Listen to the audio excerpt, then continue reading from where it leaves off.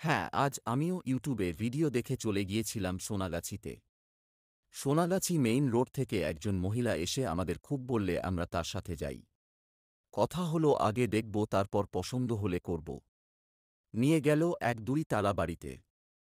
সঙ্গে সঙ্গে ৩ জন মহিলা ঘরে ঢুকে গেল এবং দরজা বন্ধ করে দিল। প্রথমে তাঁদের কথা বার্তা ভালোই ছিল, কিন্তু একটু পর থেকেই শুরু হলো তাদের শয়তানি। প্রথমে করল ভিকটিম দোষারোপ। একের পর এক হুমকি। কিছু বললেই মাকে ফোন করব, বাবাকে ফোন করব, উলঙ্গ করে ভিডিও বানাব। তারা নিজেরাই আমাদের ফোন খুলে ফোন পেতে ইউপিআই এর দ্বারা সব অ্যাকাউন্টের টাকা চেক করে নিল। পরিস্থিতি এমন হল যে এটিএম কার্ড সহ পিন দিতে বাধ্য হলাম আমি।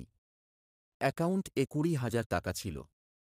কথা হল ১০,০০০ টাকা তুলবে, কিন্তু এটিএম পিন ভুল থাকার জন্য টাকা তুলতে পারেনি। তারপর তারা টাকা অনলাইন নিল, কিন্তু এবার পরিমাণ বেড়ে গেল ১৫,০০০ টাকা। বাধ্য হয়ে তাই দিতে হল। হয়তো তারা এটিএম কার্ডটা নিয়েছিল যাতে সব টাকা তুলে নিতে পারে। এর পরেও তারা আমাদের ছাড়ল না। রুম রেন্ট, কন্ডম এবং চা এর টাকা হিসেবে মোট ১৮,০০০ টাকা গেল ২ জনের। আমাদের সব ডকুমেন্টের ছবি তুলে নিল তারা। মা ও বাবার ফোন নম্বর নিয়ে নেয়। আরও অনেক ভয় দেখায়।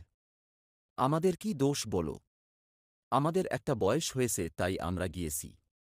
আমি নিজেকে একজন স্টুডেন্ট হিসেবে পরিচয় দেই। যাদের জানাশোনা নেই ভিতরে, তাদের আমি হাত জোর করে বারণ করছি যেও না। তারা কোনো না কোনোভাবে তোমাদের ফাঁসাবেই। এই ভিডিওটা বানাইয়ে রাখলাম যাতে কেউ যেন এই ভুল না করে, এবং এই ঘটনাটা যেন আমারও সারা জীবন মনে থাকে। আজ ৫-৯-২-০-২-৪ এভাবেই আমাদের সাথে হয়ে গেল স্ক্যাম।